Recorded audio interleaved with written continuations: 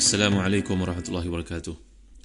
Innal hamdalillah nahmaduhu wa nasta'inuhu wa nastahdihi wa nastaghfiruh wa natubu ilayhi wa natawakkalu alayhi wa na'udzu billahi min shururi anfusina wa sayyiati a'malina may yahdihillahu fala mudilla lahu wa may yudlil fala hadiya lahu. Allahumma salli wa sallim wa barik ala Muhammad wa ala ali Muhammad kama sallaita wa sallamta wa barakta ala Ibrahim wa ala ali Ibrahim fil alamin innaka Hamidum Majid. Amma ba'd. Muslim-muslimat rahmati dan dikasihi sekalian, sila buka pada jilid yang keempat, muka surat 566. Kita masih lagi membincangkan tentang surah Yusuf, manusia ayat 25, 26, 27, 28 dan 29 insya-Allah. A'udzubillahi minasyaitonirrajim.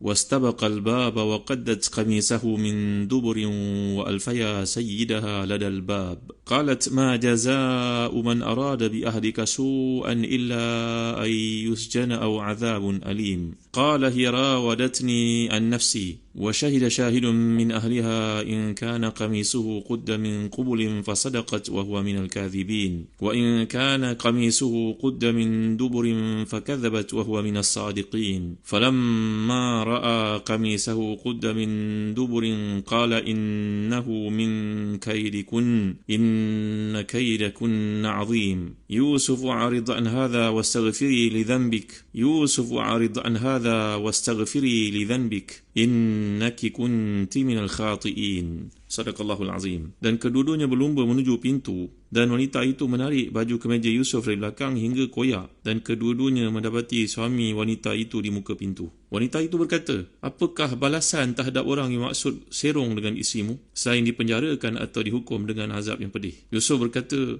dia menggodaku untuk menundukkan diriku kepadanya, dan seorang saksi dari keluarga wanita itu memberikan persaksiannya. Jika baju kemejanya koyak di muka, maka wanita itu benar dan Yusuf di kalangan orang yang dusta. Dan jika baju kemejanya koyak di belakang, maka wanita itulah yang dusta dan Yusuf termasuk kalangan orang yang benar. Maka tatkala suami wanita itu melihat baju kemeja Yusuf koyak di bahagian belakangnya, berkatalah dia, sungguhnya kejadian ini adalah termasuk di antara tipu dayamu. Sungguhnya tipu dayamu itu adalah besar. Hai Yusuf, berpalinglah dari ini, dan kamu, wahai isteriku, mohonlah ampun atas dosamu itu, kerana kamu sungguhnya termasuk orang yang buat salah. Di sini Allah menceritakan tentang keadaan mereka, Nabi Yusuf alaihissalam dan juga Zulaikha, ketika mereka berlumba keluar menuju ke pintu. Yusuf alaihissalam lari, wanita itu mengejarnya, memegang atau menarik baju Yusuf di belakang hingga baju terkoyak. Ada yang mengatakan bahawa bajunya terlepas dan Yusuf terus berlari. Wanita itu terus mengejar di belakangnya. Tapi zahir ayat menunjukkan bahawa baju masih lagi berada di tubuh Nabi yang mulia ni. Tiba-tiba sekonyong-konyongnya mereka berdua mendapati tuan rumah iaitu suaminya di depan pintu. Pada masa itulah wanita itu berusaha untuk melepaskan diri dengan tipu daya dan menuduh Yusuf yang buat tak senonoh padanya dengan memfitnah, mengatakan ma jaza'u man arada bi ahlika su'an illa ayuzjana aw azabun alim. Apakah balasan terhadap orang yang buat serong kepada isimu, iaitu buat kekejian selain dipenjarakan atau ditahan atau disiksa dengan siksaan yang pedih, iaitu dengan dipukul dengan pukulan yang keras lagi menyakitkan. Sebelum ni saya dah terangkan kepada tuan-tuan tentang perkataan yang digunakan oleh Quran, iaitu dipanggil sebagai hiya rawadatni an nafsi. Murawadah ni kalau kita pelajari dia sudut bahasa Arab, ia merujuk kepada perkataan yang usaha untuk seseorang itu meminta dengan cara lembut, dengan satu usaha inisiatif, dan biasanya digunakan pada perkara berkaitan dengan nikah, iaitu berkaitan dengan seksual. Jadi di perkataan ini juga datang perkataan ruwaida sebagai contohnya, maknanya berjalan ataupun satu perkara yang berlaku secara beransur-ansur. Jadi kalau kita lihat dalam bahasa Arab, raud maknanya rifq fil umur wa ta'anni fiha, maknanya satu usaha yang giat dilakukan dengan lemah lembut, dengan pujuk rayu lah. Kerana itu dalam konteks ini, radatil mar'atu fi masyiha tarudu raudanan min dhalik. Kalau orang perempuan menujuk kepada gaya bahasa seperti ini, jalannya seperti jalan yang amat menarik dan menyebabkan orang lelaki terpegun melihat, maka itu digunakan dalam kaedah tersebut. Jadi dalam konteks ini, bila disebut rawatuhu ni, dia mengandungi tadmin, maknanya satu usaha khida', satu usaha untuk menipu, memperdayakan. Dalam bahasa Arab, kalau wazan mufa'ala, makna murawadah, kadang-kadang dia tidak membawa makna penyertaan. kalau kita sebut perkataan muqatalah maknanya pembunuhan yang berlaku, contohnya apa yang berlaku di Palestin antara orang Islam mempertahankan diri penduduk Palestin itu dengan orang Yahudi yang menyerang contohnya. Jadi kalau sebut perkataan mudharabah atau muqatalah, dia berarti penyertaan kedua pihak sama-sama untuk mempertahankan diri. Ini dahsyatnya bahasa Arab. Tapi ada juga keadaan kalau wazan mufa'alah ni dia merujuk kepada satu pihak saja. Contohnya kalau kita sebut perkataan dawaitul marid, saya doktor jadi saya merawat pesakit. Perkataan dawa yudawi mudawa, jadi wazannya mufa'alah tidaklah semestinya merujuk kepada dua pihak terlibat sama-sama. Kalau kita kata dawaitul marid, maknanya aku mengubati pesakit dan pesakit tu membuat saya, tak betul lah maknanya begitu. Jadi perkataan yang digunakan dalam uslub Al-Quran ini bahawa dia yang memujuk aku, dia yang membujuk rayu aku. Dan saya telah terangkan kepada tuan-tuan bahawa para ulama tafsir, contohnya Imam Al-Fakhr Razi telah pun menjelaskan kepada kita bahawa memang Nabi Yusuf tak terlibat langsung dengan banyak pembuktian. Contohnya dalam ayat-ayat ini kita dapat lihat Allah memuji Nabi Yusuf mengatakan linasrifa anhu su, ayat ke-24 yang lalu.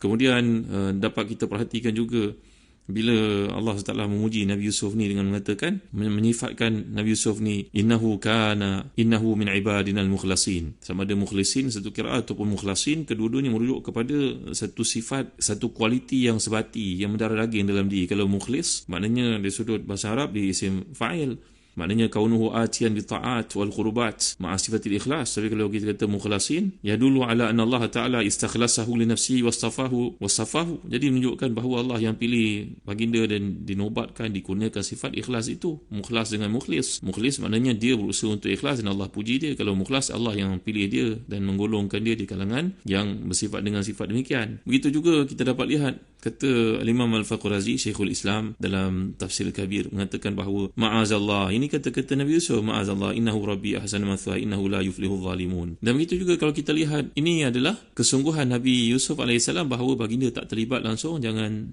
kita tersilap faham ataupun terpengaruh dengan pandangan sebahagian daripada ahli tafsir. Samahahumullah, moga Allah mengampunkan mereka bila membawa cerita-cerita itu berlebihan. Kita dapat lihat Nabi Yusuf sendiri berkata, qala bi sijn ahabu ilayya mimma yad'unani ilayhi. Nanti kita jumpa ayat 33. Rabbi sijn wa ahabu ilayya mimma yad'unani ilayhi. Ya Allah, kalau begitulah keadaannya, baiklah aku masuk penjara daripada apa yang mereka usahakan terhadapku. Begitu juga kita dapat lihat nanti pengiktirafan wanita itu dengan dia berkata, walaqad rawatuhu an nafsihi fasta'sam. Aku yang cuba membujuk rayu dia tetapi dia dapat mempertahankan dirinya. Kemudian katanya lagi ayat 51, nanti kita akan jumpa al-ana hashasal haqq ana rawatuhu an nafsihi wa innahu laminas sadiqin. Aku yang salah, sekarang jelaslah kebenaran, aku sebenarnya yang salah, akulah yang usaha untuk memesongkan dia tapi dia di kalangan yang benar. Begitu juga kita dapat lihat dalam ayat ini, dalam kuliah ni yang saya sedang huraikan sekarang, ayat ke-28 29, bila suami sini berkata, qala innahu min kaidikun inna kaidakun azim Yusuf a'rid an hadha wastaghfiri li dhanbik innaki kunti minal khati'in. Suami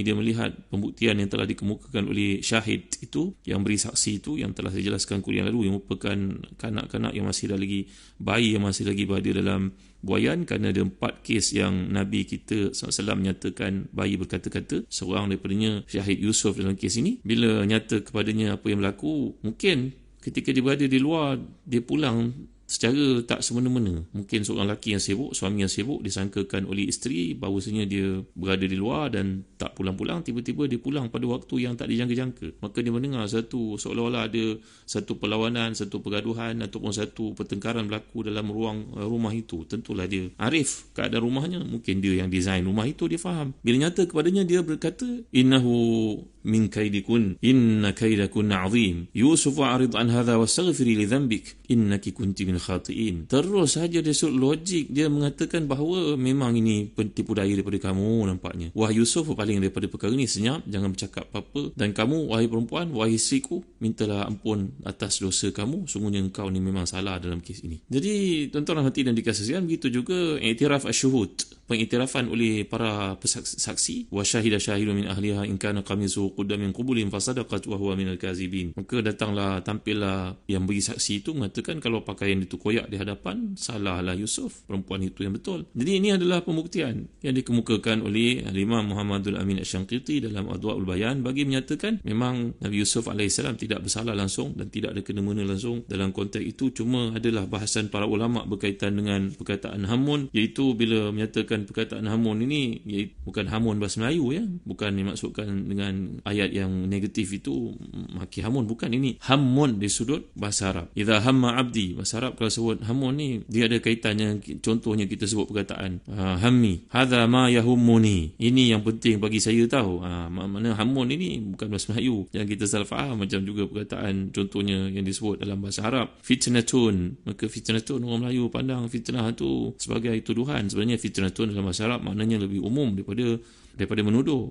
Tuduhan itu satu juzuk daripada kekacauan yang diharamkan dalam Islam. Jadi ada kaitan di antara hamun Yusuf dengan hamun wanita itu, Zulaikha itu. Hamun Yusuf ni satu yang terbit dalam hati. Seperti yang saya bagi contoh kepada tuan-tuan, kalau kita berpuasa, kita melihat orang menghidangkan makanan, terfikir sedapnya makanan. Itu perasaan lintasan hati, bukan niat kita nak berbuka. Seperti yang disebut oleh Syekh Muhammadul Amin Asy-Syangqiti dalam kitabnya. Begitu juga Nabi SAW pun ada perasaan macam tu dalam hati ketika Nabi berdoa dalam hadis yang sahih dalam riwayat Abu Dawud sebagai contohnya dalam babu nikah, Tirmizi dalam kitab nikah, iaitu Nabi berdoa menyatakan Allahumma hadza qasmi fima amlik fala talumni fima la amlik. Wahai Tuhanku, inilah bahagian yang aku mampu lakukan. Apa saja yang terbit dalam hatiku engkau saja mengetahuinya. Janganlah kau hukum aku pada perkara yang aku tidak menguasainya. Maknanya satu perasaan yang ada dalam hati terhadap mana-mana isteri. Jadi berbezanya hamun yang ada pada Nabi Yusuf dengan hamun wanita itu. Hamun yang ada pada wanita itu adalah bersifat tasmim, bersifat azam. Tahu tak tuan-tuan, dalam hadis Nabi menyatakan, hadis ini hadis sahih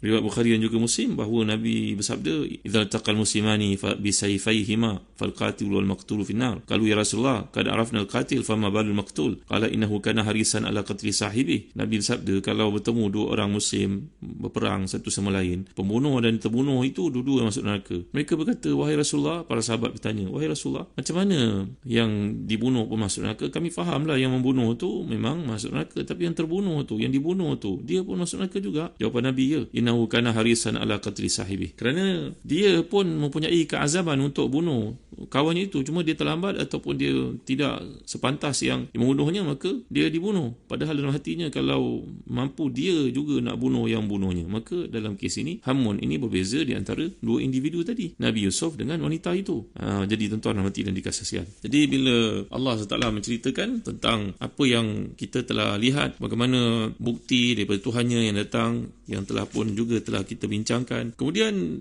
perkataan qaddat. Qaddat ni diambil perkataan qadda. Dalam bahasa Arab, kalau kita lihat perkataan qadda ni bererti memotong secara manjang. Maknanya tarik ini sungguh-sungguh. Bayangkan, keduanya tak menyangkakan bahawa suami wanita itu berada di depan pintu. Bayangkan mereka berlari, yang Yusuf lari untuk menyelamatkan diri dan wanita itu berlari untuk memenuhi nafsu syahwatnya, menahan Yusuf daripada lepas. Maka rupanya suami ini tadi mendengar satu suara ataupun satu bentuk seperti pertelingkahan atau pergaduhan yang tak normal dalam rumahnya. Maka dia menuju ke tempat di mana kedengaran suara itu, dalam keadaan mungkin pekerja atau khadam ataupun pembantu-pembantu di rumah yang mendengar, mereka takut untuk datang ke situ. Tapi tentulah bagi pemilik rumah itu, pemilik mahligai itu, orang yang berkuasa ini, lelaki, tentulah dia nak tahu apa yang berlaku. Maka dia pula mungkin mencari isinya tempat yang biasa tak nampak, mana pula pergi sini. Maka dalam konteks ayat ini, tiba-tiba bila dia berada di pintu, ternampaklah olehnya Yusuf alaihissalam dan isinya dalam keadaan yang sungguh memalukan. Ini dari sudut logik, kalau kita perhatikan, tuan-tuan dimuliakan sekalian, ini ilmu logik. Ilmu logik ni yang juga berkaitan dengan persaksian, dia sebenarnya tak berlandaskan kepada pemikiran. Kerana persaksian adalah satu benda yang boleh yang dinyatakan secara spontan ataupun diperhatikan secara spontan atau terfikir secara spontan. Itu maksudnya keadaan yang kita lihat di hadapan kita berlaku. Maka bayangkanlah lelaki ini melihat isinya dalam keadaan yang amat mencurigakan, dan Nabi Yusuf alaihissalam yang berada di hadapannya tercengang-cengang. Nanti saya akan sebut pada tuan-tuan dalam konteks pendekatan ayat Quran ini, mengapa Allah gunakan perkataan hiya rawadatni, kenapa tak digunakan hadhihi rawadatni. Hiya ni maknanya dhamir ghaib tau, maknanya seolah-olah berada jauh dari kita. Kenapa tak disebut hazi ke depan mata, kan wanita yang berada di depan mata, mereka bertiga sekarang berada di situ. Ini ada satu uslub yang sangat menarik oleh seorang Nabi Allah yang Allah kemuka kepada kita untuk kita belajar, insyaAllah dalam kuliah akan datang. Dan juga saya akan tekankan satu doa yang diajar oleh Nabi SAW bila kita berdepan dengan situasi, susah nak kontrol isteri. Tak mau isteri kita jadi queen control. Kalau queen control benda yang baik-baik tak mengapa, tapi bimbang queen control pada perkara-perkara yang akan menyusahkan kita. Ada doa Nabi, insya-Allah, dan kuliah akan datang. Wallahu a'lam wa sallallahu ala sayyidina Muhammad wa ala alihi wa sahbihi wa baraka wasallam. Walhamdulillahirabbil alamin. Wa barakallahu fikum. Wassalamu alaikum warahmatullahi wabarakatuh.